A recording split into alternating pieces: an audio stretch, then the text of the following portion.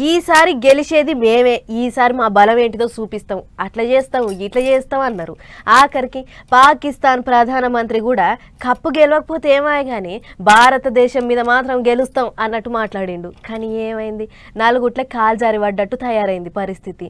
ఆట ఆడకముందే హాట్ పూట్ అన్నట్టు మాట్లాడిన పాకిస్తాన్ వాళ్ళను ఇప్పుడు ఓడినాక పొట్టు పొట్టు ఆడుకుంటుర్రు ఈ ఇంటర్నెట్ జనాలు. కొండంత రాగం తీసి ఉడాల్ పాట పాడినట్టే ఉంటది ఎప్పుడు చూసినా పాకిస్తాన్ వాళ్ళ కథ. ఊకూకే మన మీద పడి ఏడుస్తుంటారు. అన్నిటికి మించి చెండాటల ఎప్పుడు చూసినా మనోళ్ళ చేతుల సిత్తుగా ఓడి ఇజ్జత్ తీసుకుంటుంటారు. ఇక ఈసారి ఛాంపియన్స్ ట్రోఫీ మ్యాచ్లో కూడా మళ్ళోసారి బొక్కబోర్ల పడ్డారు. ఆటకు ఇంకో వారం దినాలు టైం ఉన్నది అన్నప్పటి నుంచి సురువు చేసిండ్రు. ఈసారి భారత్ నోడిస్తాం, అట్లా చేస్తాం ఇట్లా చేస్తాం అని పెగ్గెలు కొట్టిండ్రు. గంతెందుకు పాకిస్తాన్ ప్రధానమంత్రి షెహబాజ్ షరీఫ్ కూడా భారత్ని ఓడిచ్చుడు తన ఆఖరి కోరిక అన్నట్టే చెప్పుకొచ్చిండు.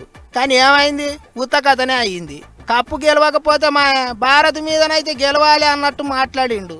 కానీ ఆఖరికి మన దేశం చేతిలో ఓడిపోయి మొత్తానికే ఛాంపియన్స్ ట్రోఫీలకించి బయటికి పోయేటట్టు అయింది ఈ వారం. అందుకే ఇప్పుడు ఇంటర్నెట్ గుట్లే మస్తు జోకులేస్తున్నారు పబ్లిక్. తీరు కామెంట్లు రాస్తున్నారు. పాకిస్తాన్లో టీవీలు బలిగింటాయి కాబట్టి టీవీలు అమ్మే షాపులకి గిరాకీ పెరుగుతుంది అన్నట్టు జోకులేస్తుండ్రు. ఇరగమరగ దంచి 100 పరుగులు కొట్టిన కోహ్లీని మెచ్చుకుంటారు. గా గిల్లును అవుట్ చేసి తలకాయ ఎగిరేసిన పాకిస్తాన్ బౌలర్ను పొట్టు ఆడుకుంటారు. అందరేమో గానీ పాకిస్తాన్ గెలుస్తుంది మన దేశం ఓడిపోతుంది అని ముందుకు ముందే జాతకం చెప్పిన గా ఐఐటి బాబాను ఇంటర్నెట్ జనాలు పీకి పాకం పెడతాండ్రు.